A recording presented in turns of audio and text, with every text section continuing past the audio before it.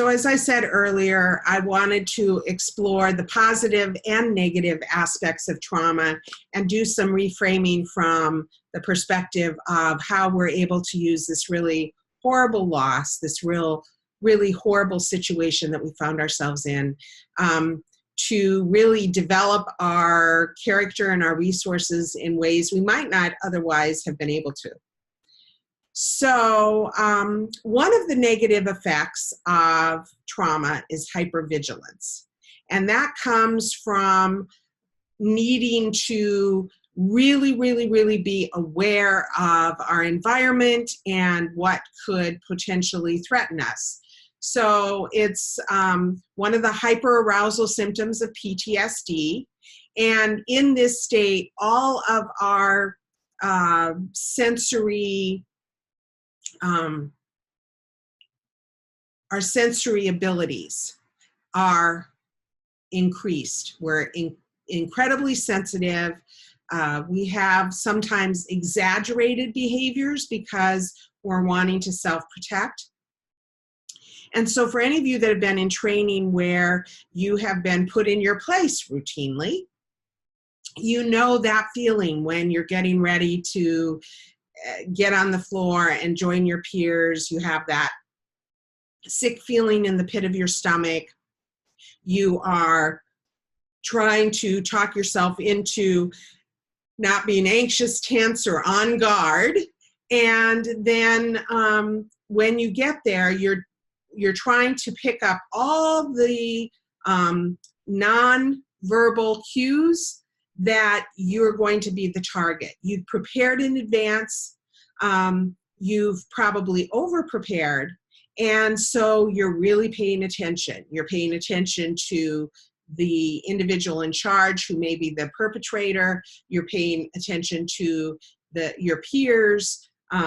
You're especially cueing into the patient if you're going into a room on rounds in the morning. So this puts you in a position of really scoping out your environment, making sure that you're safe. And when you're constantly in that scanning space, you can anticipate and pick up verbal cues, nonverbal cues, sort of the whole body language piece of this. So you remain on high alert in order to protect yourself. And sometimes you have an exaggerated response because of that. But not always. That hypervigilance is there for a reason. It's meant to protect us so that if we're out, in the wild and we know we're in grizzly bear country, we're being vigilant so that we are safe. And hypervigilance is just vigilance on steroids. So what is the sort of antidote or the opposite side of hypervigilance that can develop as a result of our trauma experience? And that positive effect is intuition.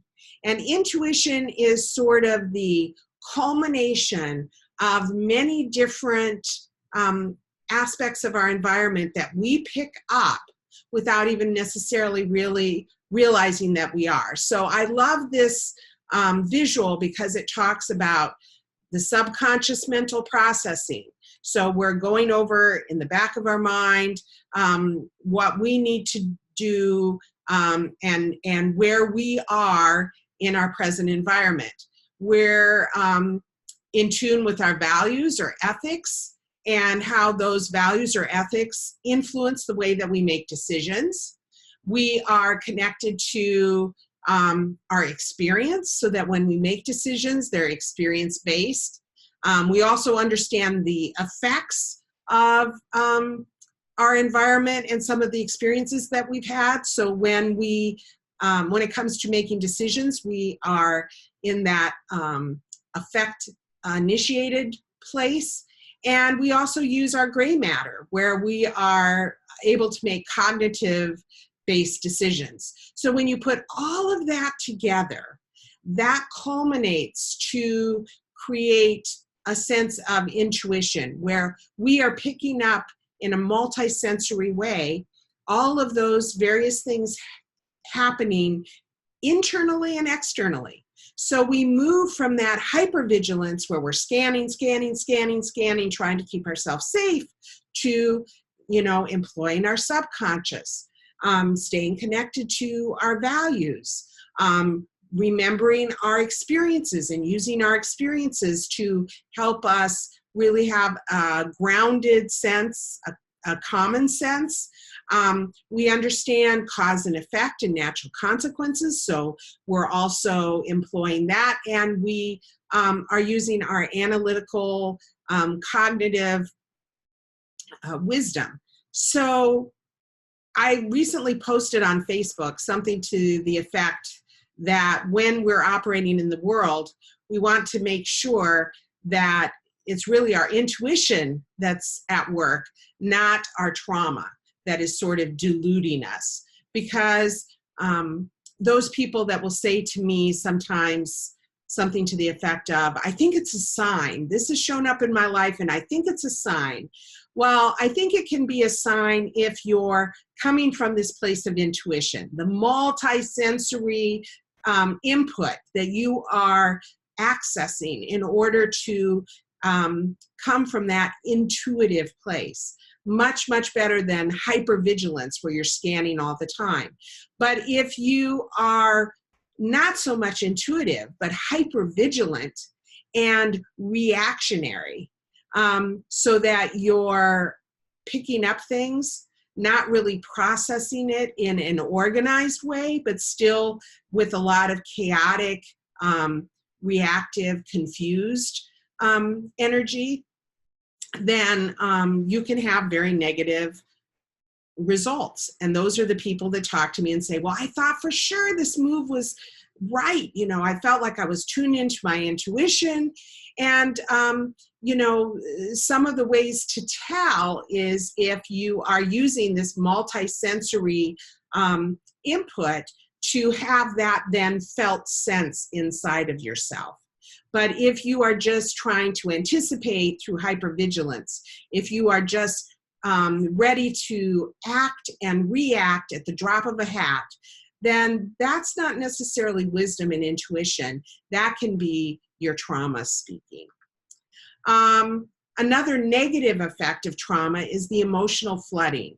And that's where, we feel like we get up in the morning and we're in a pretty good place. And then, 1, 2, or 5 things happen that start this domino effect where we are feeling something pretty intensely initially in reaction to something. And then there's a cascading effect where then we're totally flooded. And those are the phone calls where somebody says to me, I'm totally in the pit. I can't get out of it.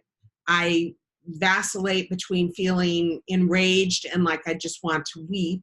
So some of the emotions that are listed here, and I think this is a good slide for you to look at in the future when you get this recording, anger, disgust, joy, fright, envy, to be puzzled or confused, shy, lonely, happy, feeling stubborn or optimistic, indifferent, guilty, bored, smug, sad, surprised, anxious, excited. Anxious, excited, and surprised can all sort of converge in a flooding situation where you can't really extrapolate exactly what you're feeling in that moment, and instead it becomes anxiety.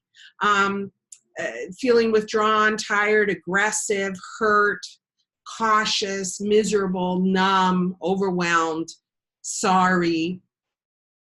And so for those of us that end up sometimes in a triggered state where usually at this point, for those that are in this group, who are not necessarily in the throes of extreme PTSD, although there may be a few that are still struggling with that. Most of us have sort of come out on the other side of the extreme effects of PTSD and depression, and are more in anxiety and are more in that place where we have a sense of what's going on for ourselves. We've gotten help with therapy, peer counseling, reading, experiential retreat type of experiences, body work, so that we're really sort of in control of what's happening, in charge. We understand what's happening.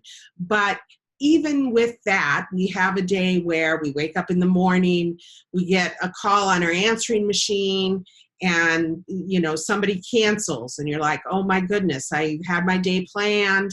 I really can't afford for this person to cancel. I won't get paid right now. And then we're like, okay, I need to go get some gas. I'll do that while I'm doing this. And then we end up in a situation where the gas station is closed, and then somebody cuts us off on the road, and then we get home and the dog has had an accident on the floor, and we all of a sudden feel like we're absolutely undone, overwhelmed, and that we have this sense of foreboding, like something really negative is coming our way. And that's how flooding can happen, and we need to then get centered and grounded in order to deal with that and get back into that place of having a felt sense of our central core and that we're okay. Now, the opposite effects of flooding that I have listed here are the positive effects of trauma, that instead of flooding, what we can develop is emotional intelligence. And I think people who have experienced trauma early on in their lives or in the workplace, where you've had to go from a place of feeling extremely confident, highly intelligent, knowing that you can ace all of those tests and do very well in academics, and you suddenly are confronted with the fact that you're told you're not as smart as you think you are, and in fact, you may not even pass here. And so it requires that you develop this emotional IQ, or maybe you've always had it, where you have a really well-developed sense of self-awareness. You are able to connect with empathy. You are highly motivated. You're able to self-regulate and manage your emotions, and you have social skills.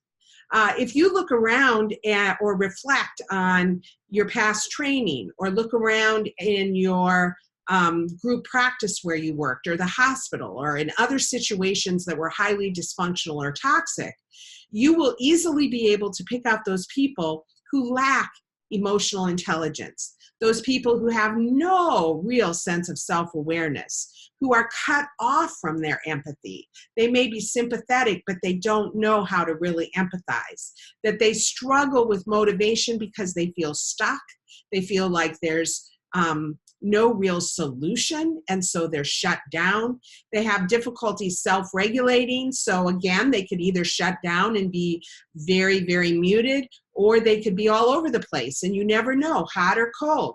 Am I going to come in today and my boss is going to speak to me and be kind and be nice, or my husband or my wife or somebody else that's in my life? Or am I going to walk in and, I never quite know what to expect because this person is totally incapable of self-regulation?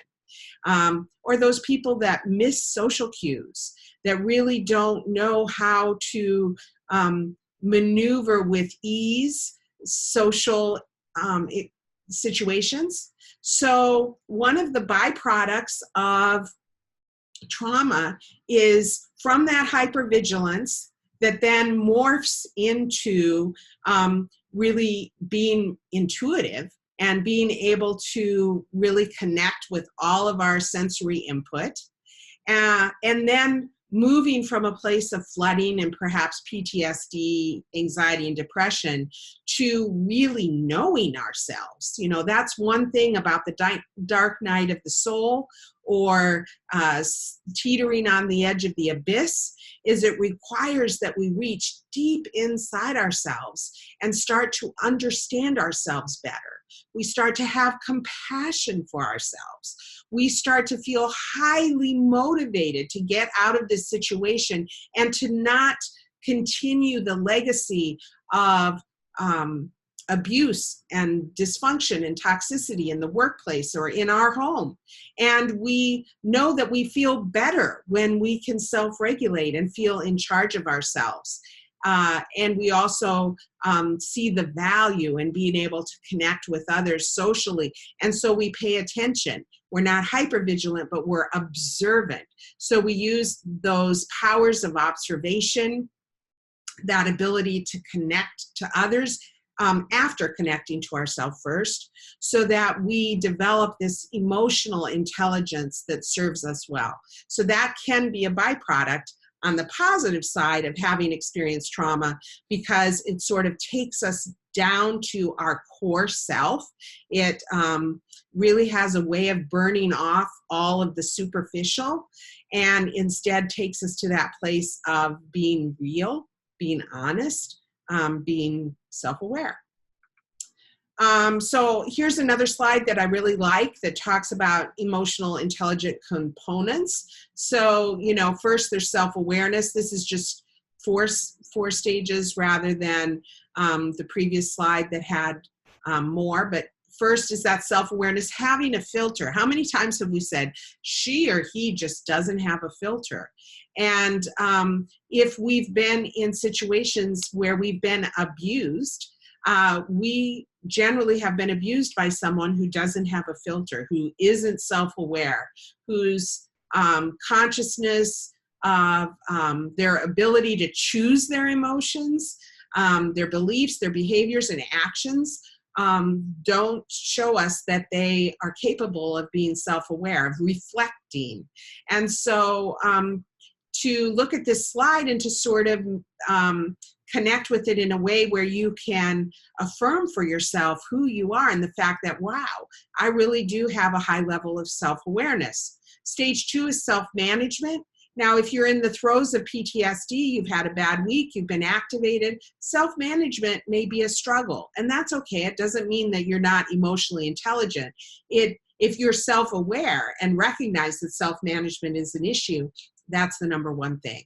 So we have, an event that happens and a response, and then the outcome. So event, response, outcome versus event, reaction, and then sort of this place of flooding, hyperarousal, and more of a catastrophic event. We can change our beliefs and behaviors. We can choose our emotions. We can decide and act. And so for those people that are emotionally intelligent, even though someone may trigger me in some way, if somebody's calling me names or yelling at me or swearing at me, that could get me all riled up inside and I could feel very activated. But if I remind myself that I can change my beliefs and my behaviors, I can choose my emotions, I can take a deep breath and decide how I want to move forward and act, that puts me in a much more powerful place and empowered place, because it not only taps into my self-awareness, which is stage 1, but it helps me have a sense of my self-management. In social awareness, we can really very acutely understand intent versus impact. That this is a problem in a lot of work environments where the intent and the impact it doesn't compute. There isn't a connection. And so if you buy some software program, some EMR platform, that the intention is this is going to make it easier, but there's no sense of what the impact might be to the practitioner when it comes to hours of inputting or other liability issues with software that doesn't adequately record what happened in a patient visit, or doesn't allow you to connect appropriately with the pharmacy or with other people who are important in this integrative health type of situation, then the intent versus the impact isn't there. But for those with emotional intelligence, we're able to separate and then connect intent versus impact. We're able to shift our perceptions. We're able to have some understanding and empathy for others, and our thinking is organized, and we are able to think outside of ourselves in an organized and community-aware manner. And then with relationship management, stage 4, we're able to understand our influence and others. We're able to manage conflict management and collaboration and cooperation. So the first slide that spoke to emotional intelligence, emotional IQ, was more simplistic and very focused sort of on yourself. And then this slide is more about how you use your emotional intelligence, stage 1, 2, 3, and 4, in moving through the world. Another negative effect from trauma can be dissociation. And that's that place where we feel there's a numbing of our emotions and bodily senses. We've all had that experience, or most of us, with trauma, where you're walking through a hallway or you're sitting in a chair and you can't even feel your legs, or you get from one part of the hospital to the other and you don't even really know how you got there. How is it that I'm standing in the cafeteria when I was up on the medical floor just a few minutes ago? It's because we're in an altered state of consciousness. We've dissociated from ourselves a little bit because of a traumatic experience. You know, if you've had a death, if you've had a really agonizing, torturous experience with someone, there comes that point where you feel numb to your emotions. You can't really connect with your body. It feels surreal or unreal. And so you're sort of detached from yourself. And so somebody might say, "Are you okay? You don't seem okay." And we can't even register exactly why that might appear, that we're not okay. But we're not having predictable emotional responses. We feel detached from ourselves in some way, like we're the walking dead. And that is also a signal of sort of this depersonalization, dissociation. Things seem unreal. We can't believe that this is really happening. We keep trying to refocus and center ourselves and figure out what's going on.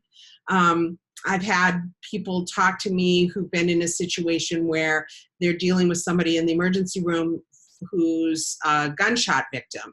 And so much is happening so fast. And there's the family who's crying and histrionic. This patient is on the verge of death. People that are trying to help the patient are shouting at each other. It just seems unreal. And you may have blood all over yourself and not even be aware of that.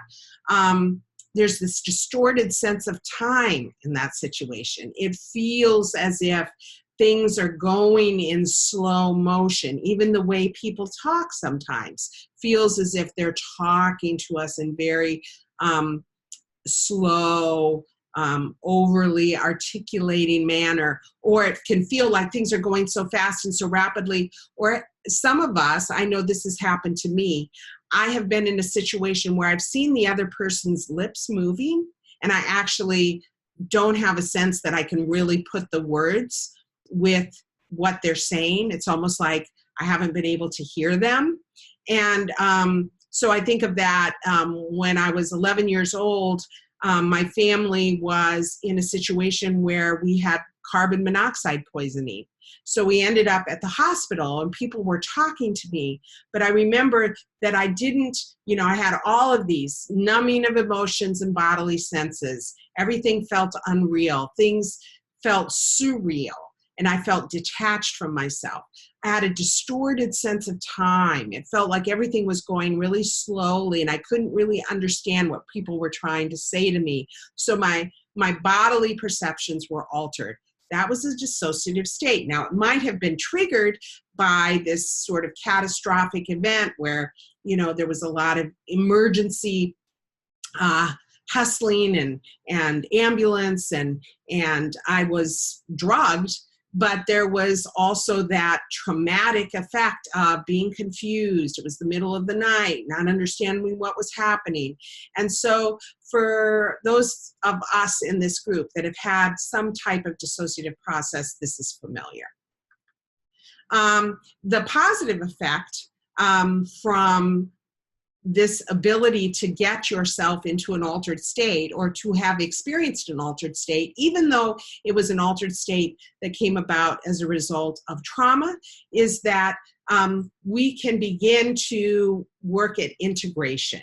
So when we realize that there is some kind of separation inside of ourselves, from ourselves, in our emotional state, in the way that our self-talk, our inner narrative, by really focusing on integration and that nurturing, controlling parental voice that is inside all of us, no matter how old we are, and that inner child that is always inside of ourselves, no matter how old we are. If we as the adult can integrate all those many aspects, then we have successfully dealt with these altered states of consciousness by engaging in a way where we're integrating these pieces rather than staying fragmented. And that's something that excites me.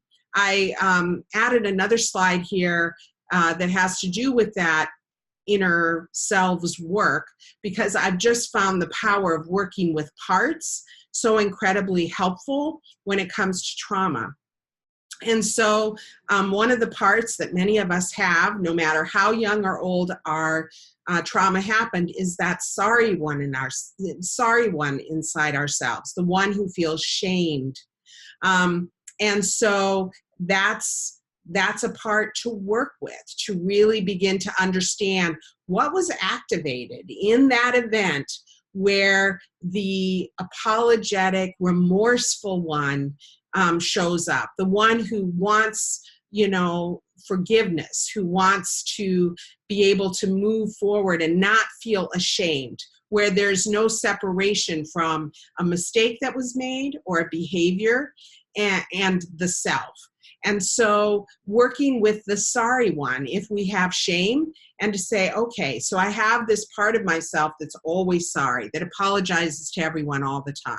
I need to really work with that part of myself as the adult, with the parental voice and the younger voice, and say, okay, so if I were to identify the younger part of myself that's sorry, now if the trauma happened in our adult life and our childhoods were pretty positive, then that may be the younger part of ourselves is just confused, because what happened to us as an adult doesn't make sense to that younger self that had a very stable childhood. But for those of us that may have had trauma in our childhoods and in our adult work life, or in our marriages, or in other situations, that sorry one may be operating at both the adult level and the child level. And so working with that part by listing what the feelings are, being able to notice where we feel it in our body, and work with that part of our body to relax, to feel centered, to breathe into that place, especially if there's pain involved or some other somaticized symptom. And then to be able to work to integrate that part of ourselves so that we're no longer living in shame. We're now able to hold ourselves accountable and move forward with confidence.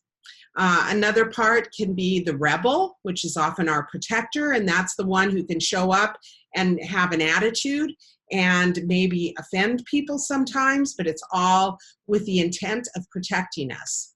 The fearful one, the victim, that's the one who's quaking in their boots, who feels absolutely terrorized, doesn't know what to do, and so tries to submit. I hear this from medical students, residents, and experienced physicians who talk about what happens when the terror kicks in and you feel like you're at threat from the board or from someone else or a patient that's going to be punitive and litigious.